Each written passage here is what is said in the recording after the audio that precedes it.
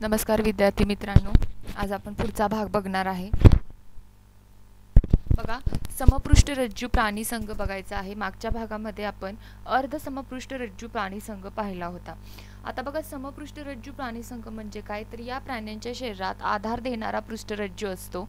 सर्व समपृष्ठरज्जू प्राणी या एकाच संघात समाविष्ट केलेले असतात. त्याचबरोबर समपृष्ठरज्जू प्राणी संघांचे 3 उपसंघामध्ये वर्गीकरण झालेलं आहे. बघा, एक गोष्ट लक्षात ठेवायची की समपृष्ठरज्जू प्राणी संघ जो आहे हा शरीरात आधार देणारा पृष्ठरज्जू असतो आणि सगळ्या समपृष्ठरज्जू प्राणी सर्व समपृष्ठरज्जू प्राणी जे आहेत हे एकाच संघात समाविष्ट केलेले आहेत, ते वेगवेगळे नाही आहेत आणि यांचं 3 उपसंघांमध्ये. आता बघा, ह्यामध्ये समपृष्ठरज्जू प्राणी संघांमध्ये ह्या संघाचे एकूण 3 उपसंघ आहेत. ठीक आहे, मग आता ह्याची महत्त्वाची लक्षणं 4 आहेत एकूण. बघा, पहिलं जे आहे, विकासाच्या अवस्थांपैकी कोणत्या ना कोणत्या अवस्थेत शरीरामध्ये पृष्ठरज्जू असतो. मग बघा, विकासाच्या अवस्था ज्या असतात त्यामध्ये कोणत्या ना कोणत्या अवस्थेत शरीरामध्ये पृष्ठरज्जू हा असतोच. विकासाच्या कोणत्या ना कोणत्या अवस्थेत ग्रसनी कल्लाविद्रे असतात. आता बघा, जेव्हा विकास होत असतो तेव्हा ज्या अवस्था असतात त्यांच्यामध्ये कुठेतरी कल्लविद्रे, ग्रसनी कल्लविद्रे असतात. ठीक आहे, मग चेतारज्जू एकच असून पृष्ठबाजूस व नळीसारखा पोकळ असतो आणि हृदय अधर बाजूस असते. आता उपसंघ आहेत बघा, याच्यामध्ये जो आहे उपसंघ, त्याच्यामध्ये पुच्छ समपृष्ठरज्जू प्राणी म्हणजेच कंचुक युक्त बाह्य कवची प्राणी. बघा, आता ह्यांची वैशिष्ट्य काय आहेत, तर हे प्राणी सागर निवासी आहेत, म्हणजे समुद्रात आढळतात. ह्यांचे शरीर जे आहे कुंचकू या चर्मसाम्य आवरणांनी छेदलेले असते. हे बाहेर जसं दिसत आहे ते. यांच्या अळ्या स्वतंत्रपणे पोहणाऱ्या असतात आणि त्यांच्या फक्त शेपटीच्या भागात पृष्ठरज्जू असतो, म्हणून त्यांना पुच्छ समपृष्ठरज्जू प्राणी म्हणतात. पुच्छ म्हणजे शेपूट, समपृष्ठरज्जू प्राणी असं ह्याला नाव देण्यात आलं. सागर तळाशी स्थिरावलेल्या अळ्यांचे रूपांतर स्थानबद्ध प्रौढांमध्ये होते. म्हणजे सागर तळाशी ज्या अळ्या स्थिरावलेल्या असतात त्यांचे रूपांतर जे आहे हे स्थानबद्ध प्रौढांमध्ये होते. आणि हे प्राणी सामान्यपणे उभयलिंगी असतात. याच्यामध्ये उदाहरण द्यायचं झालं तर हर्डमानिया, डोलिओलम, त्याचबरोबर ऑयुक्लोप्युला हे झालं उपसंघ पुच्छ समपृष्ठरज्जू प्राणी. बघा, आता उपसंघ शीर्ष समपृष्ठरज्जू प्राणी हे लहान माशाच्या आकारासारखे असतात आणि आकारासारखे सागर निवासी असतात, म्हणजे समुद्रात आढळतात. यांची पृष्ठरज्जू संबंधी शरीराच्या लांबी इतका असतो आणि ग्रसनी मोठी असून तिला कल्लविद्रे असतात आणि हे एकलिंगी असतात. ह्याचं उदाहरण जे आहे अँपिऑक्सस हे याचं उदाहरण आहे. जो आहे की उपसंघ पृष्ठवंशीय प्राणी याची काय आहेत वैशिष्ट्ये, तर ह्या प्राण्यांमध्ये पृष्ठरज्जू नाहीसा होऊन त्याच्या जागी पाठीचा कणा असतो. बघा, हे जे प्राणी असतात यांच्यामध्ये पृष्ठरज्जू नाहीसा होतो आणि त्या जागी पाठीचा कणा येतो. यांचे शरीर पूर्णपणे विकसित झालेले असते. मेंदू कवटीत संरक्षित असतो आणि अंतकंकाल कास्तिमय किंवा अस्थिमय असते. त्याचबरोबर काही पृष्ठवंशीय प्राणी जबडे विरहित असतात आणि काहींना जबडे असतात, म्हणजे काहींच्यात जबडे नसतात तर काहींच्यात असतात. मग आता उपसंघ पृष्ठवंशीय जो प्राणी आहे, म्हणजे हा आता आपण जो क बघितला, हा पुन्हा काय झालेला आहे, याच्यामध्ये पुन्हा 6 वर्ग पडलेले आहेत. ते वर्ग कोणते बघा, चक्रमुखी प्राणी वर्ग, हा शेजारी उदाहरण दिलं आहे पेट्रोमायझॉन. ह्याची वैशिष्ट्ये, ह्या प्राण्यांना जबडे विरहित असे चुशी मुख असते, त्वचा मृदू असून खवले विरहित असते, युग्मित उपांगे नसतात, अंतकंकाल कास्थिमय असते. हे प्राणी बहुतेक बाह्य परजीवी असतात आणि ह्याची जी उदाहरणं आहेत पेट्रोमायझॉन आणि मिक्झिन ही याची उदाहरणं आहेत. आता मत्स्य प्राणी वर्ग बघा, मत्स्य प्राणी वर्ग म्हणजे जे समुद्रात किंवा गोड्या पाण्यात असतात ते. बघा, इथे सांगितले की हे समुद्रात किंवा गोड्या पाण्यात जलचर प्राणी आहेत आणि पाण्याचा प्रतिरोध कमी होण्यासाठी ह्यांचे शरीर दोन्ही टोकांना निमुळते असते. बघा, मासा जर उदाहरण घेतला आपण तर दोन्ही टोकाला निमुळत असतं. का असतं, तर पाण्याचा प्रतिरोध कमीत कमी होण्यासाठी.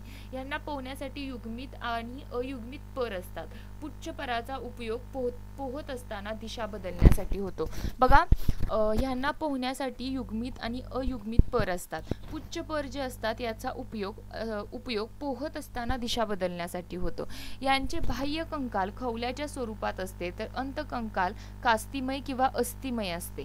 श्वसन जे आहे ते कल्ल्यांद्वारे होत असतं. रोहू, पापलेट, समुद्रघोडा, shark, electric ray, sting ray ही याची उदाहरणं आहेत. उभयचर प्राणी वर्ग, हे प्राणी त्यांच्या डिंब अवस्थेमध्ये फक्त पाण्यात राहतात आणि जलीय श्वसन करतात, तर प्रौढ अवस्थेमध्ये ते पाण्यात आणि जमिनीवरही राहू शकतात. आता उभयचर म्हणजे जे पाण्यात सुद्धा राहतात आणि जे जमिनीवरही राहतात, हे माहीत आहे सगळ्यांना. मग यांची डिंब अवस्था जी असते ती फक्त पाण्यात राहतात, जलीय श्वसन करतात. प्रौढ अवस्था जेव्हा येते तेव्हा ते पाण्यात किंवा जमिनीवर दोन्हीही राहू शकतात. उपांगाच्या 2 जोड्या असतात, अंगुलींना नखे नसतात. ठीक आहे. मग बाह्य कंकाल नसते आणि त्वचा मृदू असून श्वसनासाठी नेहमी ओलसर ठेवली जाते. बघा, बेडूक बघितला तुम्ही, टोड बघितला, तर काय होतं की त्यांची त्वचा ओलसर असते. का? तर श्वसनासाठी ती नेहमी ओलसर ठेवली जाते. बाह्य कर्ण नसतो पण कर्णपटल असते. बघा इथे दाखवले, हा कर्णपटल. बाह्य कर्ण नसते पण कर्णपटल असते. मान नसते, डोळे बटबटीत असून त्यांना पापण्या असतात. उदाहरणार्थ बेडूक, टोळ, सॅलामँडर इत्यादी. ठीक आहे. मग आता पुढचा जो वर्ग आहे तो सरीसृप प्राणी वर्ग, म्हणजे जे सरपटणारे येतात ते. बघा इथे सांगितलंय सरपटणारे पहिले प्राणी. हे प्राणी शिररिक्त असतात.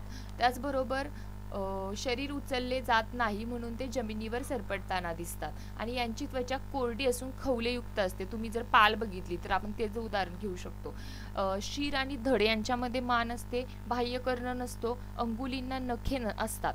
उदाहरणार्थ याचं घ्यायचं झालं तर कासव आहे, पाल आहे, साप आहे, सरडा आहे, सुसर. पुढचा जो आहे तो पक्षी वर्ग. आता बघा पक्षी वर्गात इथं तुम्हाला उदाहरण दिलेलं आहे कबूतर. मग हे हे कंशे रुस्तंभयुक्त प्राणी पूर्णपणे खेचर जीवनासाठी अनुकूलित झालेले असतात. हे प्राणी जे आहेत हे उष्णरिक्ती असतात. ते त्यांच्या शरीराचे तापमान स्थिर राखू शकतात. हवेत उडताना हवेचा प्रतिरोध कमी करण्यासाठी ह्यांचे शरीर दोन्ही टोकांना निमुळते असते. बघा पक्ष्यांचं इथे तुम्ही पाहिलं तर दोन्ही टोकाला मध्ये फुगीर आहे पण दोन्ही टोकाला निमुळत आहे. हवेत उडताना हवेचा प्रतिरोध कमी करण्यासाठी यांचे शरीर दोन्ही टोकांना निमुळते असते. अग्र उपांगे पंखामध्ये परावर्तित झालेली असतात. ठीक आहे. मग अग्र उपांगे जी असतात ती पंखामध्ये रूपांतरित झालेली असतात आणि त्याचप्रमाणे बाह्य कंकाल पिसाच्या स्वरूपात असतात. शीर आणि धड यांच्यामध्ये मान असते आणि जबड्यांचे रूपांतर चोचीत झालेले असते. उदाहरणार्थ मोर, पोपट, कबूतर, बदक, पेंग्विन यामध्ये तुम्ही पक्ष्यांची नावं लिहू शकता. आता सस्तन प्राणी वर्ग बघा. दूध स्त्रवणाऱ्या ग्रंथी असणे हा सस्तन प्राण्यांचा विशिष्ट गुणधर्म आहे. हे रिकाम्या जागा भरायला विचारलं जाऊ शकतं कोणता प्राणी वर्ग आहे हा, तर यांचं वैशिष्ट्य आहे दूध स्त्रवणाऱ्या ग्रंथी यांच्यामध्ये असतात. हे प्राणी उष्ण रक्ती असतात. ठीक आहे. डोके, मान, धड व शेपूट हे शरीराचे भाग असतात. अंगुलींना नखे, नखर, खूर इत्यादी असतात. त्याचबरोबर बाह्य कंकाल केसांच्या आणि लोकरीच्या स्वरूपात असतात. यामध्ये उदाहरण आहे मानव, कांगारू, डॉल्फिन, वटवाघूळ. आपण या सस्तन प्राणी वर्गात येतो. ठीक आहे. मग बघा आता काही तुमचे भाग काढलेले आहेत.